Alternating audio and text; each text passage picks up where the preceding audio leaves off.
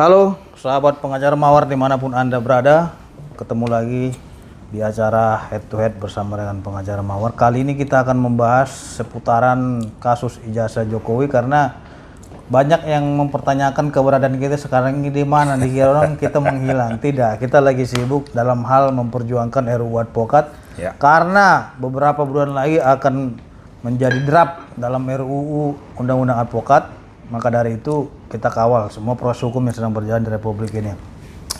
Narasumber kita kali ini yaitu narasumber yang paling top dan menjuarai nomor 1 di Petisi Ali. Karena kalau beliau selalu tampil itu yang nonton itu ratusan ribu.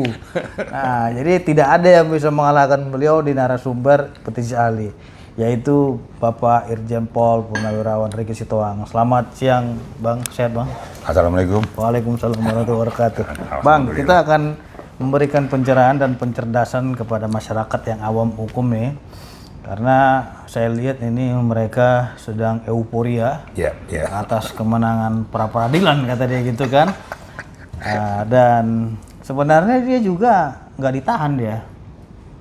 Dia pra peradilan juga dari segi perspektif hukum apa yang mau diperhatikan orang dia nggak ditahan kan gitu. Nah, jadi orang menganggap bahwasanya dengan dikabulkannya sebagian ya oleh Pengadilan Negeri Jakarta Selatan terkait dengan permohonan pra peradilan ini, perkara ini gugur katanya. Ya ini yang mau kita bahas. Saya juga kaget loh kalau gugur. Gimana dong proses penuntutannya? Kan ini kan bukan di tahap penyidikan lagi, tapi sudah masuk di tahap pra penuntutan. Harusnya kan yang digugat bukan polisi tapi jaksa. JPU-nya yang JPU-nya udah lewat. Ya, ini betul.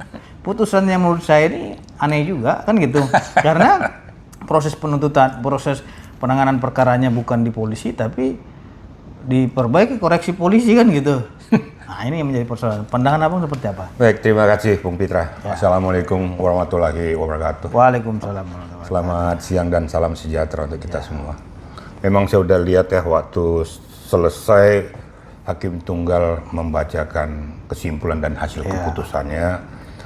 Dan rakyat harus mengerti secara komprehensif bahwa yang dikatakan putusan itu bukan putusan mengabulkan pra peradilan, tapi sebagian.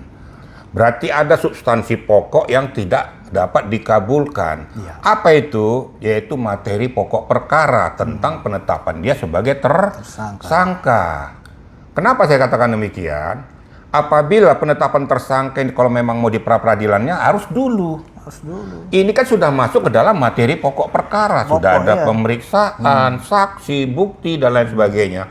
Lah, mana mungkin mau di pra peradilankan kemana lagi? Nah, jadi biar tahu kalau seandainya pun ini dikabulkan adalah sebagian, yaitu tidak saja suatu penggeledahan, penangkapan dan penahanan. Pertanyaannya begini Bung Pitra. Kalau saya bilang nih bisa jadi jeruk makan jeruk. Iya, jeruk purut ya. Jeruk purut jadinya. Kan ada surat izin penggeledahan dari Pengadilan Tangerang tahun 2025. Iya, ada. Nggak salah November, nggak salah tuh ya. Nah sekarang diamputasi oleh hakim juga. Kan jeruk makan jeruk nih. Iya benar. Yang namanya penggeledahan itu kan tidak ada limitasi.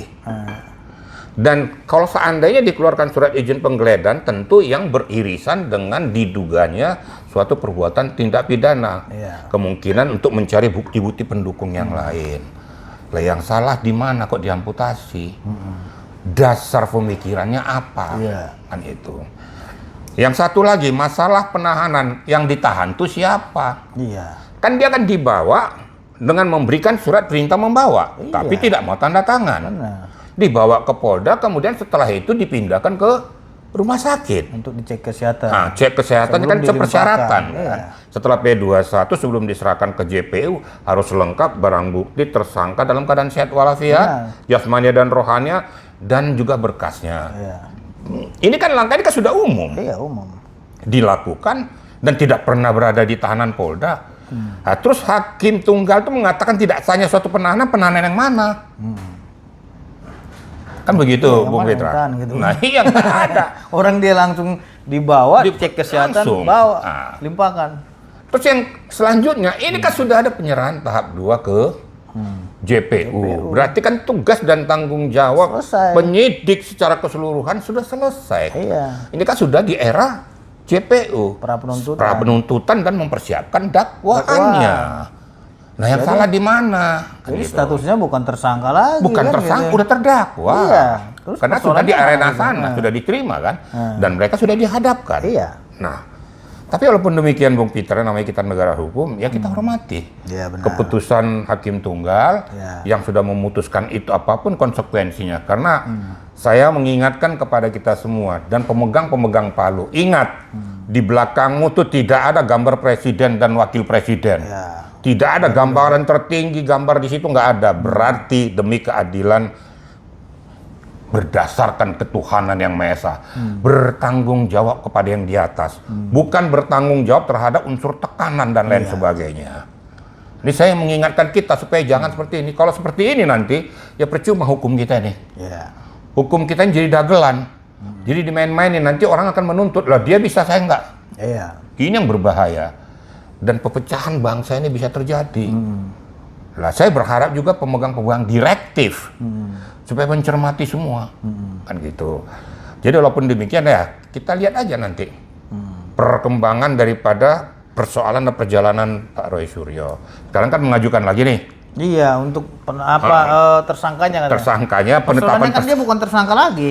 udah nah saya paling senyum kan, yang hapus yang lagi dia mau tidak sahnya penetapan tersangka tentang menggunakan pasal 32 dan 35 Undang-Undang ITE loh, di mana ini kan sudah materi pokok perkara Nah, nih. itu tadi.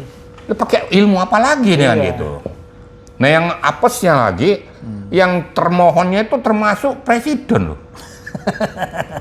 Enggak, persoalannya kenapa ke presiden ya?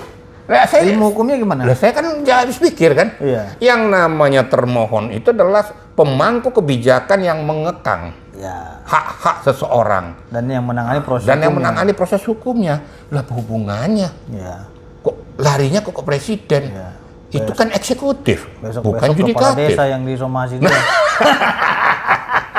Ya kan? Ya, kita harus berani untuk ngomong gitu supaya Iya. jangan euforia yang berlebihan. Nah, iya itu tadi. Percaya dengan saya, ya. Karena Tifa juga sudah masuk di sana tuh. Dan ini selesai, apapun kau katakan pasti akan masuk. Masuk ya. Masuk. Kalau sempat dikabulkan sama hakim ya sudah nggak ngerti lagi saya. Iya. Ini berarti menabrak hukum. Apalagi ada kasus pencemaran nama baik. Nah, kan? iya, menabrak hukum positif kita. Iya. Masa diadu-adu antara subjek formil dengan materi? Kan nggak cocok. Ya, kita juga memang hormati keputusan Pengadilan Negeri Jakarta Selatan. Akan tetapi kan kita lihat dari segi proses hukumnya ini kan sudah selesai di tahap penyidikan, Ya. yaitu pihak kepolisian. Artinya apapun yang mereka bilang mau salah, mau benar dan lain-lain silakan kepada jaksa penuntut umum yang sedang saat ini menangani proses itu. Nah, persoalannya adalah mereka mempersoalkan terkait dengan penggeledahan dan Penangkapan dan penahanan. penangkapan dan penahanan. Tadi abang bilang bahwasanya sudah ada penetapan situ dari Pengadilan Negeri Tangerang, Iya, betul. ya kan? Apakah ini tidak dilihat oleh Hakim tunggal. hakim tunggal ini terkait dengan ini? Karena setahu kita juga sesuai dengan aturan Kitab Undang Hukum Acara Pidana, sekalipun itu belum ada izin untuk penangkapan maupun penggeledahan itu bisa disusul. Ya. Nah ini bisa nggak disusul itu dari abang sebagai senior? Begini, memang Kan ada biasanya bisa disusul kan gitu. beberapa Hal yang kriteria. mendesak gitu. Kalau seandainya, ini juga saya luruskan juga nih, Bung Pitra. Iya. Jadi memang seyogianya sebelum kita melakukan penggeledahan itu harus ada surat izin dari pengadilan, kecuali tertangkap tangan. Iya. Kalau tertangkap tangan dilakukan dulu penggeledahan, baru kita minta surat izinnya. Nah, tapi ini kan dari pengadilan kan sudah ada. Sudah ada ya. Ada surat izin penggeledahan, namanya penggeledahan itu sebelum dilakukan kan tidak ada limitasi. Melihat sikon yang memungkinkan untuk melakukan penggeledahan itu. Yang salah di penyidiknya mana? Kemudian tadi kita sudah jelaskan tadi Bung Pitra, masalah penangkapan penahanan mana ditahan. Kan upaya membawa dan ada suratnya kok. Iya. Upaya paksa. Ada ditentukan juga. Upaya paksa perintah membawa ada. Ada. Karena ada persiapan untuk dicek kesehatannya secara keseluruhan sebelum dilakukan penyerahan ke JPU. JPU. Satu saya ingatkan Bung Fitra, Saya juga bingung juga, nggak ngerti saya alasan pemikiran daripada hakim tunggal nih. Ingat nggak persyaratan penahanan ada 2? Iya. Syaratan objektif dan subjektif. Subjektif. Nah ini saya lihat yang diteropong subjektif. Lah objektif ini kan di atas 5 tahun. Ya benar. Berdasarkan pengamatan saya penyidik perlu untuk saya ambil langkah, dia kan punya hak ini. Iya. Nggak Kenapa perlu nggak saya melihat itu panggil. ya? Aneh juga ya. Nah ya maka saya bilang, saya waktu penyidik, di atas 5 tahun saya tahan. Apa saya gunakan hak subjektif itu? Enggak. Nah ini kenapa nggak dicermati? Maka saya bilang, wah ini sudah nggak benar. Tapi mau gimana lagi, udah diputuskan sama hakim tunggal. Udah putus. Kita nggak bisa ganggu. Nggak bisa ganggu-gugat karena tidak bisa dibanding kan. Dan dia putusan dia itu menurut saya itu terkesan politis juga. Karena pokok perkaranya lanjut kan ininya. Jadi kan gitu. Apa dualisme gitu ya? Iya, artinya bukan malah untuk mengkritik putusan itu kan gitu, tapi kan kita berpendapat ini terkesan politis. Karena di satu sisi ini dibilang itu tidak sah, di satu sisi pokok perkaranya lanjut. Kalau tidak sah bagaimana nggak lanjut kan gitu? Benar nggak? Ya kalau nggak sah nggak sah gitu. Nggak langsung ada tekan menekan gitu ya? Iya, artinya ini dikasih ngambang gitu loh, diambangin gitu kan. Makanya nggak disadari oleh mereka-mereka ini, supaya publik juga sadar. Yang dikatakan bahwa dia sudah disebutkan masalah penetapan tersangka itu tidak dapat dikabulkan. Berarti proses perkara berjalan. Yang tidak sah itu adalah penangkapan, penahanan, dan penggeledahan menurut hakim tunggal. Tapi kan tidak akan mengamputasi proses perkara. Iya, lanjut. Nah, itu biar disadari oleh masyarakat juga. Jadi jangan euforia dikirain kalau sudah penetapannya itu menang pra peradilan. Salah besar.